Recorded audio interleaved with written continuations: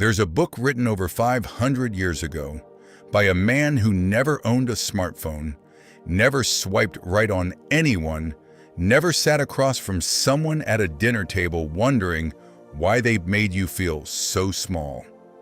And yet, if you handed that book to anyone who has ever loved a toxic person, they would flip through the pages and go quiet. Because somewhere between chapter 6 and chapter 17, they would find their ex, word for word. The book is called The Prince. The man is Niccolo Machiavelli. And what he wrote in 1513 is the most accurate psychological portrait of toxic people that has ever been put to paper. This isn't a coincidence. This is a pattern. And once you see it, you cannot unsee it. I want you to stay with me for the next 25 minutes, not because this is going to be comfortable, but because understanding this, truly understanding this, might be the most liberating thing you do for yourself today. So let's talk about it. Part 1. Who was Machiavelli and why does he matter here? Niccolo Machiavelli was a Florentine diplomat, political philosopher, and strategist who lived from 1469 to 1527. He spent years watching powerful men rise and fall.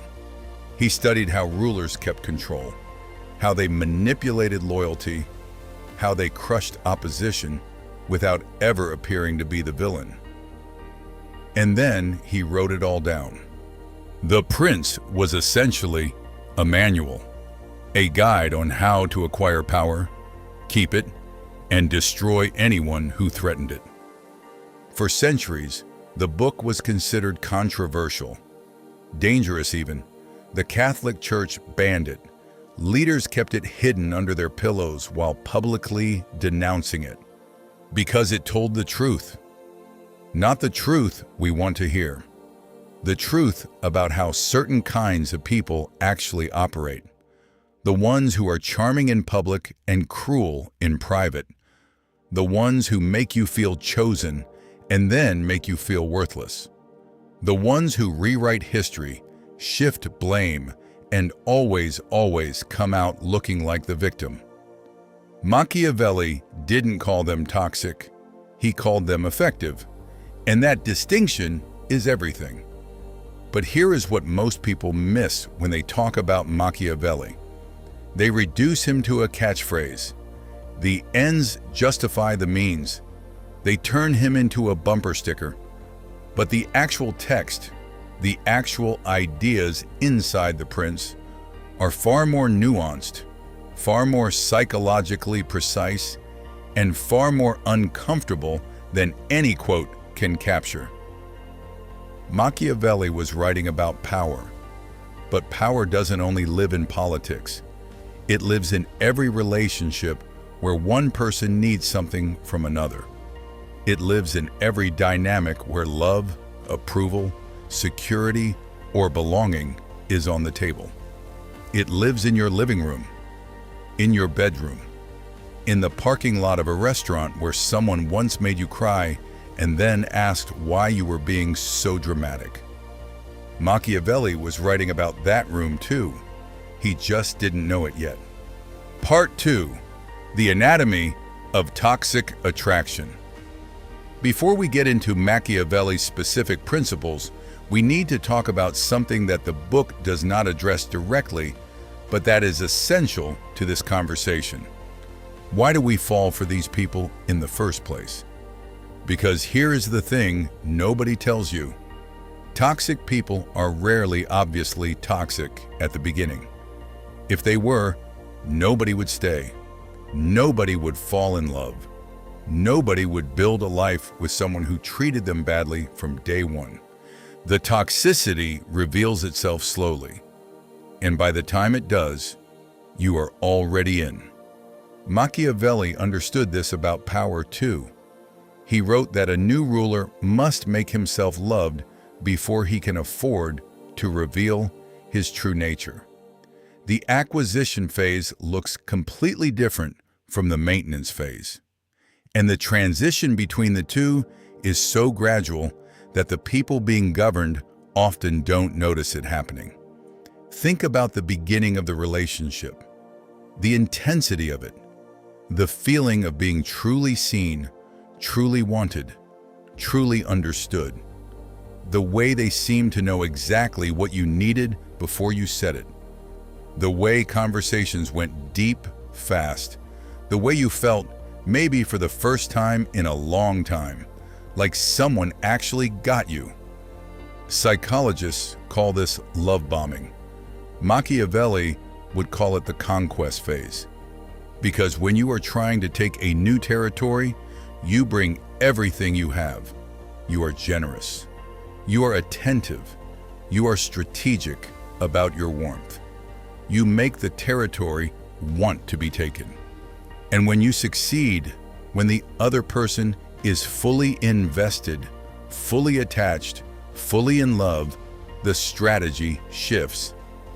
Because now you don't need to conquer. Now you need to maintain control. And maintenance requires a completely different set of tools. That is when the Machiavellian playbook truly begins. Part 3, the first principle. It is better to be feared than loved. One of the most quoted lines from The Prince is this: "It is better to be feared than loved, if you cannot be both." Read that again. Machiavelli argued that love is unreliable. People who love you will leave when things get hard. But people who fear you, people who are afraid of what happens if they go, they stay. Now think about your ex. Think about the way the relationship felt in the beginning versus the end. In the beginning there was love, or what felt like love, intense, consuming, almost overwhelming love. They made you feel like the most important person in the world. But slowly something shifted. The love started to feel conditional. You found yourself walking on eggshells. You started monitoring your words, your tone, your expressions, not because you wanted to, but because you were afraid of what would happen if you didn't. And here is the key insight. You didn't leave. Even when you knew something was wrong, even when your friends told you, even when you told yourself at 2 a.m. staring at the ceiling, you stayed. Machiavelli would not be surprised. He would say that fear is a chain that holds without needing to be visible. You don't need locks on a door if the person inside is afraid of what's outside. Toxic people understand this instinctively. They don't announce that they are replacing love with fear. It happens gradually. An unpredictable mood here, a subtle punishment there, a silence that lasts just long enough to make you desperate for their approval again. And the fear is rarely the dramatic kind. It is not always shouting or threats. More often, it is subtler than that. It is the fear of their disappointment, the fear of their withdrawal, the fear of the version of them that goes cold and distant and unreachable, the fear of saying the wrong thing and spending 3 days trying to repair it, the fear of being abandoned by the one person whose approval you have somehow come to need more than air. That kind of fear is quieter than rage, but it is more effective because it doesn't look like fear from the outside. It looks like love. It looks like trying. It looks like a person who is deeply committed to making their relationship work. By the time you realize what happened, the fear is already doing its job. Part 4. The second principle. Appear virtuous, do not necessarily be it. This one is perhaps the most chilling line Machiavelli ever wrote. He said, "A prince must appear to be compassionate, faithful, humane, sincere, religious. But he must also be prepared to act against those qualities when necessary. In other words, look good, sound good, make everyone around you believe you are the most caring, loyal, genuine person in the room. And then, behind closed doors, do whatever serves you. This is the double life of the toxic person. And if you loved one, you know exactly what this looks like. To the outside world, they were wonderful. Your friends liked them. Your family liked them. People would tell you how lucky you were, how kind they seemed, how thoughtful, how charming, how attentive, and you would smile and nod because what else do you do? How do you explain to someone that the person who just complimented your mother at dinner is the same person who told you that you were too sensitive, too needy, too much? How do you explain the gap between who they are in public and who they are with you? Machiavelli explains it. He explains it because he understood that reputation is a tool. Image is armor. If everyone around you believes you are a good person, then anyone who says otherwise looks like the problem. This is why so many people who leave toxic relationships are not believed. This is why victims are questioned before abusers. This is why you sometimes doubted your own memory of events. Because the person in your memory and the person everyone else saw seemed like two completely different people. They were. That was intentional. And here is where it gets even more insidious. Because the public version of them, the charming, generous, warm version, is not entirely fake. It is a curated version, a selective deployment of their best qualities, rationed carefully for maximum impact in the spaces where it matters most. The cruelty is also real. The coldness is also real. The contempt is also real. You experienced it. You know what you lived through. But because both versions exist, because they genuinely can be wonderful sometimes, it creates a kind of cognitive dissonance that is almost impossible to navigate.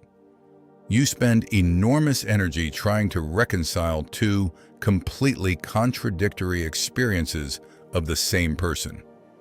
And that confusion, that is also part of the design. A person who is clear about who someone is can leave.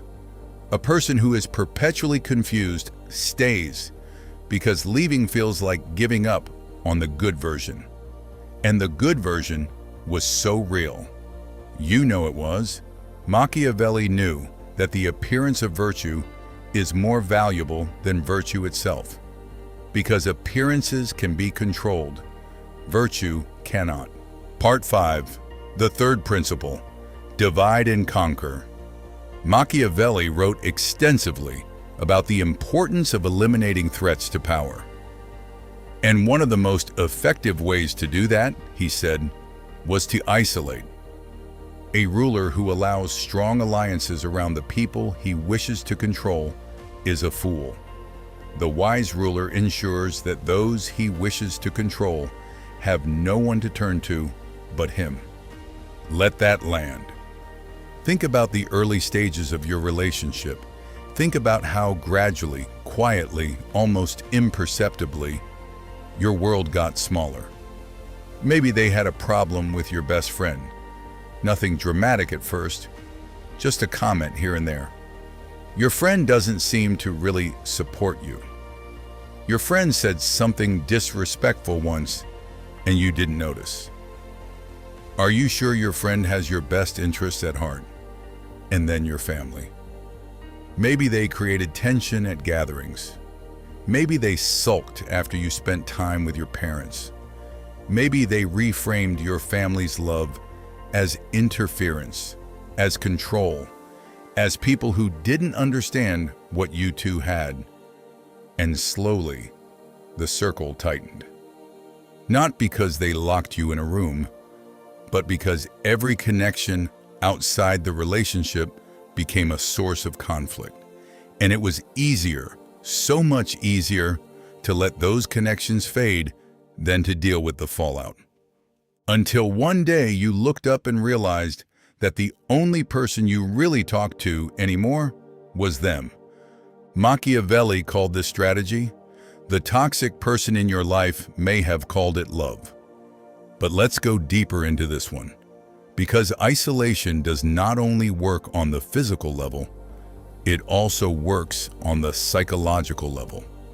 It is not just about removing people from your life. It is about removing your trust in your own perception. When the people who love you most, your closest friends, your siblings, your parents, when they raise concerns about your relationship and your partner has already spent months framing those people as unreliable, as jealous, as not understanding the complexity of what you have, then their concern no longer reaches you the way it should. You filter it, you dismiss it, or worse, you defend the person they are worried about to the people who love you most. And now you are isolated not just socially, but cognitively. You are alone inside your own mind, because the person whose lens you now see the world through is the very person you need protection from. Machiavelli wrote that the most secure fortress a ruler can build is the goodwill of the people. But for those who want control rather than goodwill, the most secure fortress is one built inside another person's mind, where every outside voice is already discredited before it speaks. Part 6. The fourth principle: never appear to be the aggressor. Here is something Machiavelli understood about power that most people never consciously articulate. The person who appears to be the victim holds more power than the person who appears to be the aggressor. He advised rulers to always ensure that when conflict arises, the narrative positions them as the one who was wronged, the one who had no choice, the one who was pushed to act. This is DARVO, a term coined by psychologist Jennifer Freed: deny, attack, reverse victim, and offender. You bring up a problem in the relationship, and suddenly the conversation is about your tone, your aggression, the way you always bring things up at the wrong time, the way you never consider their feelings, the way you are, frankly, the one who is difficult to love. You came in with a concern. You left apologizing. Machiavelli would have recognized this immediately, because it is not just emotional manipulation, it is a power move. It ensures that the person with the grievance is always put on the defensive. It ensures that the real issue is never addressed. And it ensures that the toxic person maintains the moral high ground without ever having to earn it. And there is a particular genius, if we can call it that, to this strategy, because it trains you. Over time, you stop bringing things up, not because the problems go away, but because you have learned through repeated experience that raising a concern costs you more than it gains you. The emotional tax of speaking up is too high, so you go quiet, you adapt, you shrink.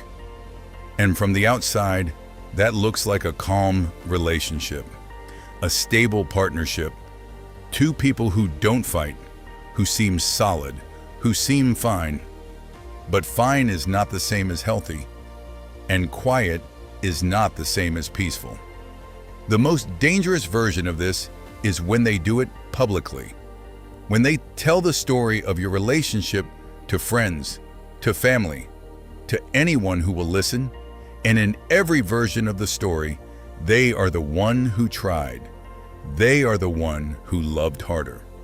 They are the one who was left, who was hurt, who deserved better. And you are the villain of a story you didn't know was being written. Part 7. The fifth principle: know when to be the lion and when to be the fox. Machiavelli said that a great ruler must know how to use both the lion and the fox. The lion uses force. The fox uses cunning. The greatest ones know which to deploy and when. Toxic people are masters of this. There are moments when they are the lion, explosive, intimidating, the rage that comes out of nowhere, that is disproportionate to the situation, that leaves you stunned and shaken and desperate to restore the peace. And then the fox appears, the apology that is perfectly crafted, the vulnerability that feels so real, the tears, the promises, the version of them that reminds you of why you fell in love in the first place. This cycle has a name in psychology: the tension building, the incident, the reconciliation, the calm. It is the cycle of abuse. But Machiavelli described its strategic logic 500 years before the psychological literature caught up. The lion creates the fear. The fox creates the hope. And it is the hope, not the fear, that keeps people trapped longest. Because you can leave someone you fear, but leaving someone you still believe in, someone you have seen be soft and genuine and real, that is almost impossible. And they know that. On some level, whether consciously or not, they know that. But let's sit with the fox a little longer, because the fox is the part people underestimate.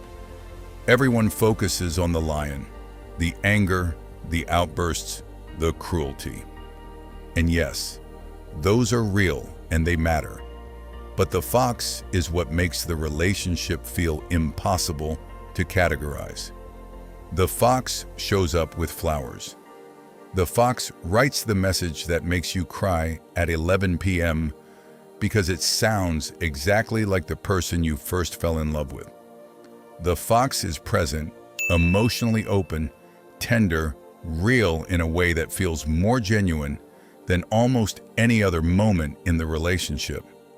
And your nervous system responds, because your body has been in survival mode, and now suddenly there is warmth again, there is safety again, and your brain floods with relief and hope and love all at once. And you think, this is the real them. The other version, the lion, that was the anomaly. This is who they really are. Machiavelli would tell you that both are real. That is the terrifying truth. The lion and the fox are not two different people. They are two different tools belonging to the same person. Used deliberately or instinctively, but used. Always used. Part 8. The sixth principle. Control the narrative. Machiavelli was obsessed with narrative. He understood that the story people tell about you matters more than the truth of who you are. He advised rulers to control information, manage perception, and ensure that history, including the immediate daily history of their reign, was shaped by their hands. Toxic people are exceptional at this. They get ahead of the story. Before you have even processed what happened, before you have called your best friend, before you have figured out what you want to say, they have already told their version to your mutual friends, to your family members who liked them, to the colleagues who knew you both, to anyone whose opinion might matter later. And their version is always the same at its core. They tried everything. You were the difficult one. They are heartbroken. They are the one who genuinely wanted it to work. This is not accidental. This is preemptive narrative control. Machiavelli advised rulers to strike first when conflict was inevitable, to shape the conditions before the battle rather than fighting uphill afterward. In the context of a relationship ending, this means that by the time you start telling your truth, there are already people in your life who have been primed to receive it with skepticism. And here is the cruelest part. Your truth is messy, it is complicated, it involves feelings and patterns and things that are hard to articulate. Their story is clean. It has a clear hero and a clear problem, and it is easy to understand. Clean stories always beat messy ones, not because they are more true, but because they are easier to hold. And so even people who love you find themselves unsure. Even people who want to believe you carry a seed of doubt. And that doubt, that small quiet seed, is exactly what the toxic person planted. Machiavelli would call it a successful campaign. Part 9, the seventh principle, make yourself indispensable. One of Machiavelli's most practical pieces of advice to rulers was about creating dependency. A ruler whose subjects can survive without him is a ruler who can be replaced. But a ruler who has made himself essential, who controls the resources, the information, the access, cannot be so easily removed. In relationships, dependency is created in emotional rather than material terms, though sometimes both.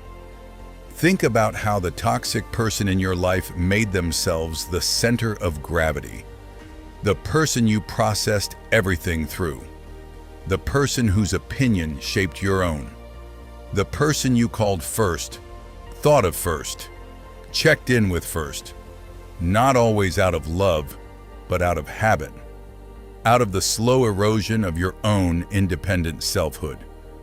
This is not always dramatic. It is often mundane.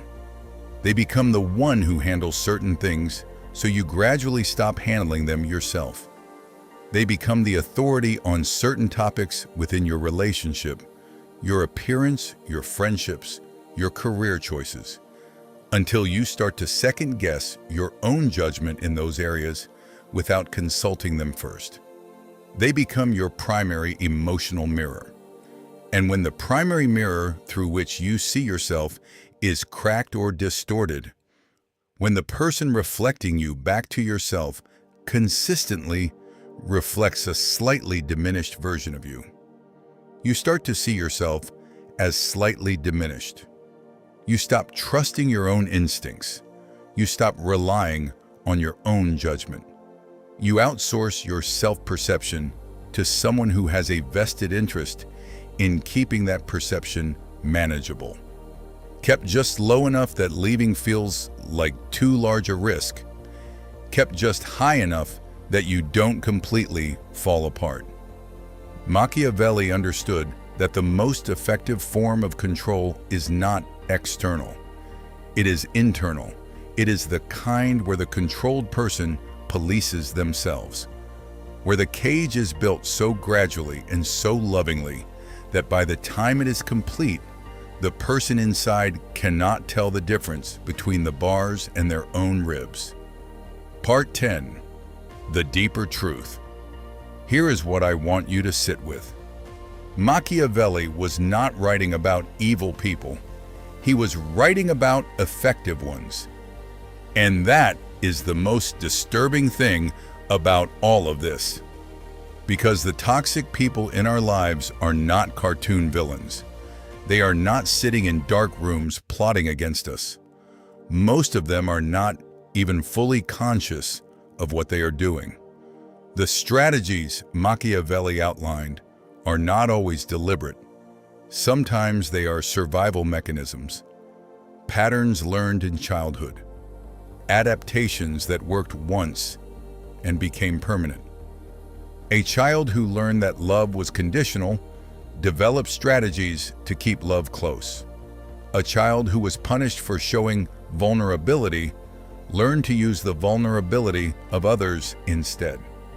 A child who watched a parent rule through fear learned that fear is a reliable currency.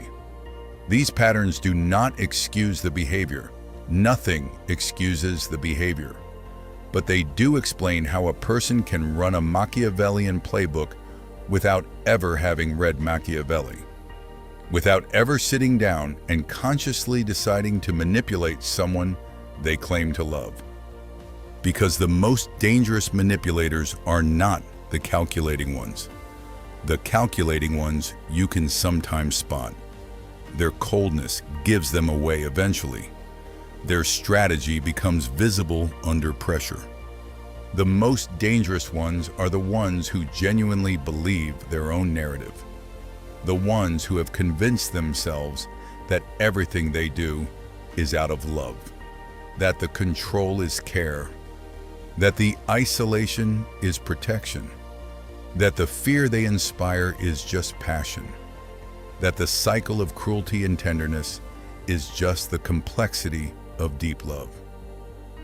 Those are the ones who make you question your own reality. Because how do you argue with someone who is completely sincere? How do you hold a boundary against someone who genuinely doesn't believe they crossed one? Machiavelli didn't have an answer to that, but he described the problem with terrifying accuracy. Part 11. The cost to you. We have talked a lot about the toxic person in all of this, about their strategies and their patterns and their Machiavellian playbook.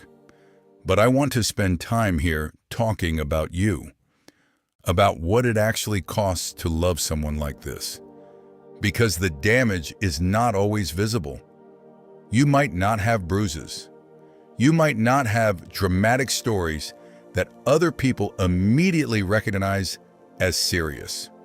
You might have a story that sounds from the outside like a complicated relationship, like two people who weren't compatible, like something that just didn't work out. But you know what happened inside it.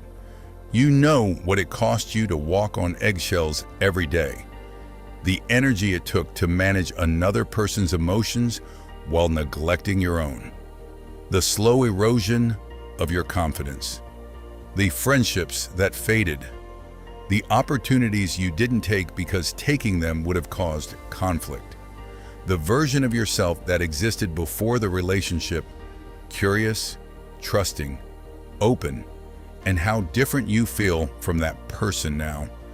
This is what Machiavelli's strategies do to the people they are used on. They don't just control the present, they reshape the person. They create someone who is smaller, more cautious, more self-doubting, more suspicious of their own perceptions than the person who walked in.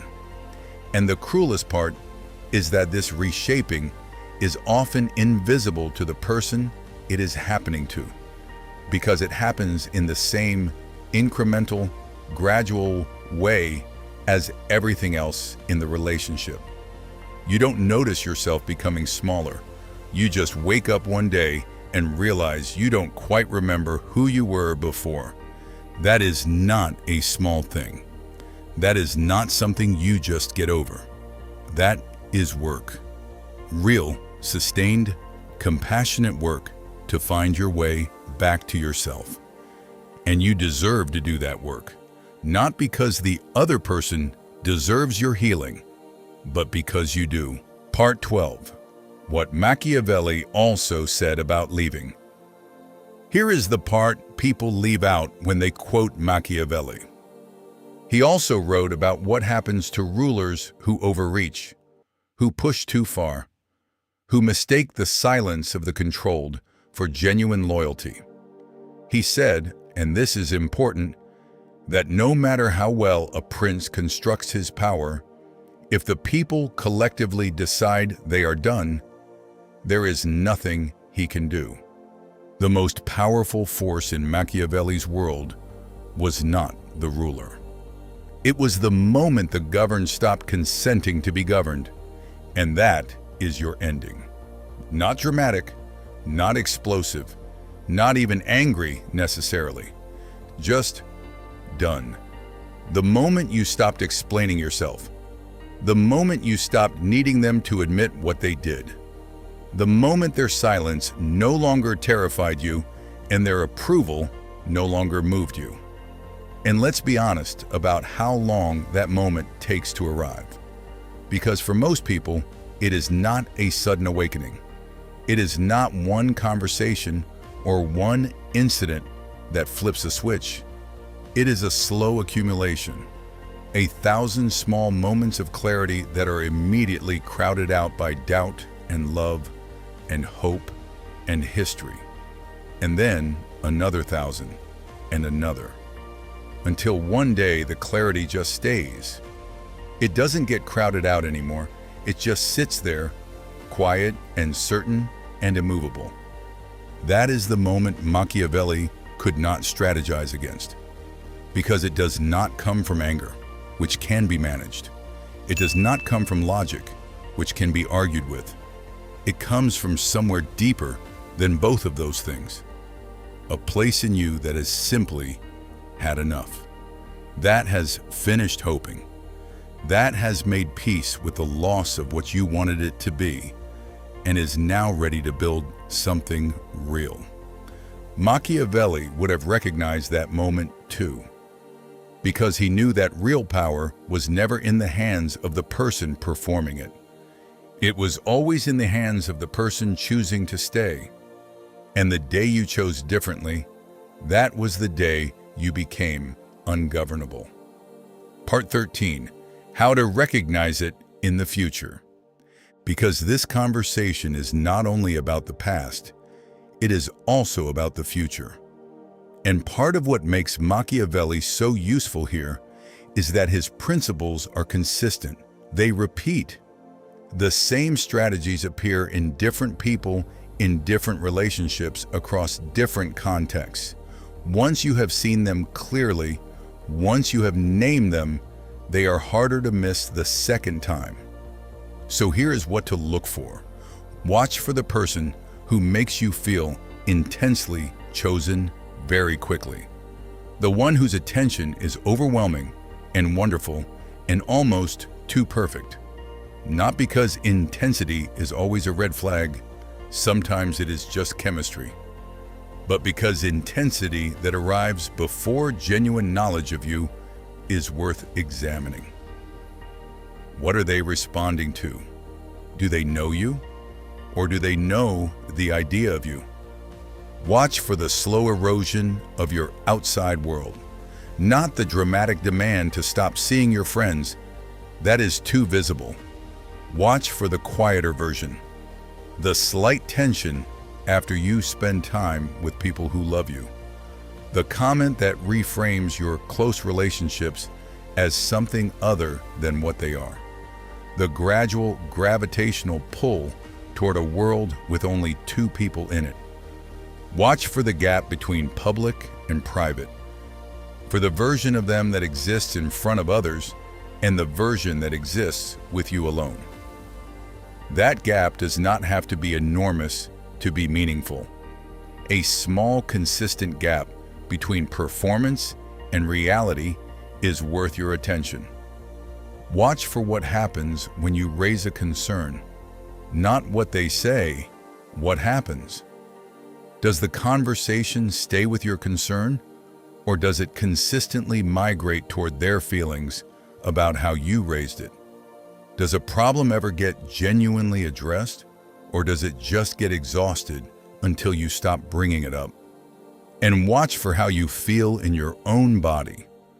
Not how the relationship looks on paper, not whether it makes logical sense, not whether anyone else would understand. How do you actually feel most of the time in this person's presence? Safe or managed, loved or needed, seen or studied. Your body knows things before your mind is ready to accept them. The tightness before they arrive home. The relief when they cancel plans. The way you breathe differently when they are not in the room. Listen to that. Machiavelli studied rulers, but he never studied you. You are the only expert on what it feels like to be you. And that expertise is worth more than every political treatise ever written. Machiavelli never met your ex. He never sat in your kitchen. He never watched you shrink in real time trying to manage someone else's emotions. But he understood the architecture of what they built around you. He named the tools before your ex ever picked them up. And maybe that is the strangest gift this 500-year-old book can give you. Not answers, not closure, not even anger. Just clarity. The kind that comes when the fog finally lifts and you look back and think, oh, I see it now. I see exactly what that was. Because when you can name something, you take its power away. When you can look at a pattern and recognize it for what it is, a strategy, a system, a set of tools deployed against your trust, it stops feeling like a reflection of your worth and starts feeling like what it always was. Someone else's fear dressed up as your failure. You were not too sensitive. You were accurately perceiving something real. You were not too needy. You were responding to a deliberate withdrawal of warmth designed to make you chase. You were not too much. You were with someone who needed you to believe you were, so you would never stop apologizing long enough to leave. The book is 500 years old. The pattern is older than that, and you are not the first person to have lived inside it, but you get to be the person who walked out of it with their eyes open, who learned the language of what happened, who decided that the next chapter, the one nobody has written yet, belongs entirely to you. Machiavelli wrote about power, but he never wrote about this, about what it looks like when someone who was systematically made small decides to take up space again, about the quiet, revolutionary act of trusting yourself after someone spent years teaching you not to, about the kind of strength that does not announce itself, does not perform, does not need an audience. It just rebuilds, slowly and steadily, until one morning you wake up and feel like yourself again. He never wrote about that, because that kind of power was never his to describe. That one is yours.